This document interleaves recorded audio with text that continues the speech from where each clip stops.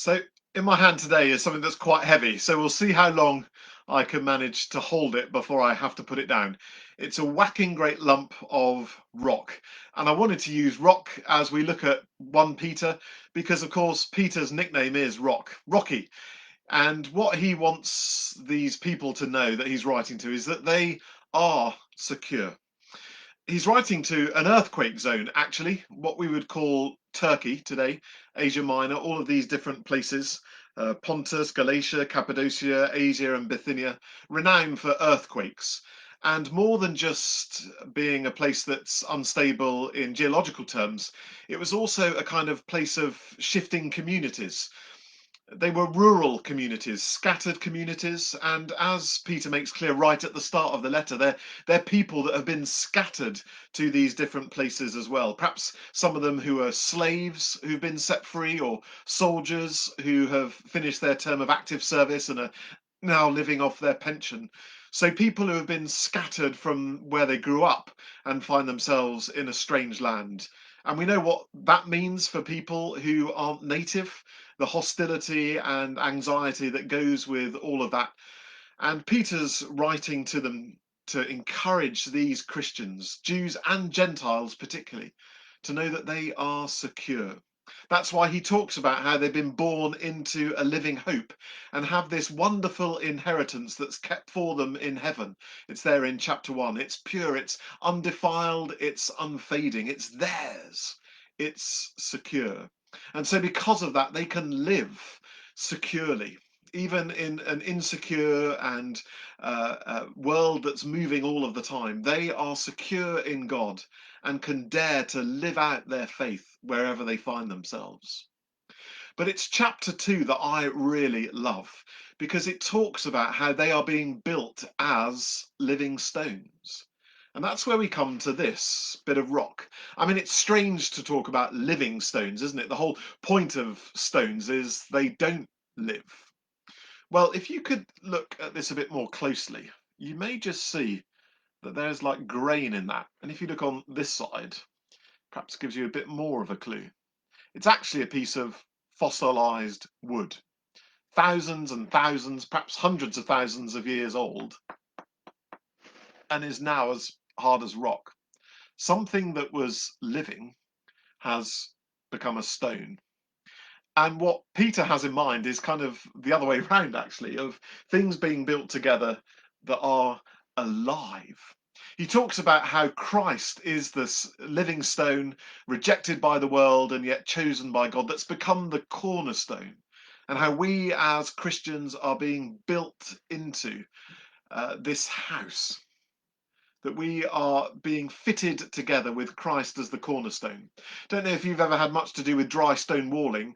The key to dry stone walling is that when you pick up a stone to put in the wall, you never put it down again. You go up and down the wall to find a place for the stone. So it's not that you've got a gap in the wall and you look for a stone that fits. No, it's the other way round. You pick up a stone and you find a place for the stone to fit. I love that image.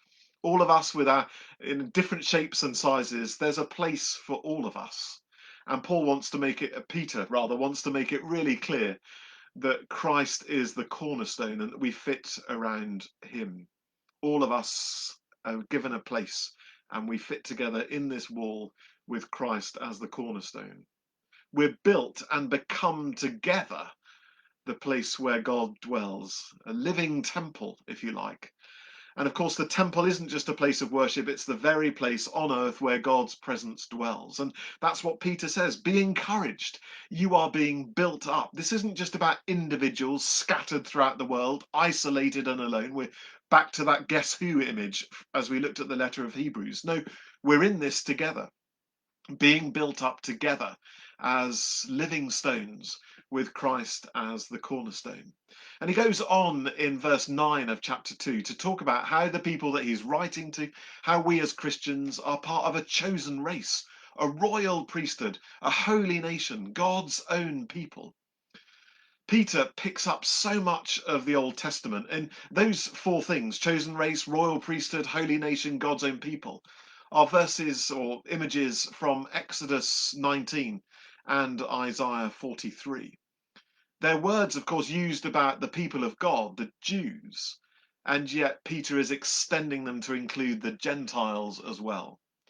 This discipleship is never an individual thing, it's always communal. It's always about us and other people scattered around the world, being built together as this holy dwelling place, God's dwelling place, a place where we're built together to be something. It's not just that we are shown something, we become something as we're knitted together and built into this, a place for each of us as we're built into this spiritual living temple as living stones.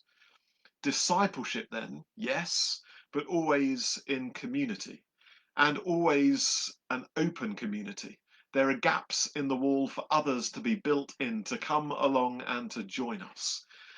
And that's part of what it means to be a Christian, to work out our individual discipleship, to do it alongside others, and to always be holding out an invitation to others, whatever their size, whatever their shape. Come and find your place in this with us.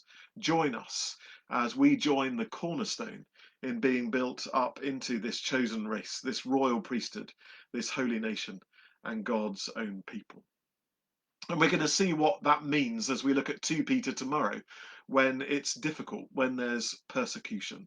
So join me then as we look at 2 Peter. But for today, be encouraged how we are built as living stones around Christ as the cornerstone.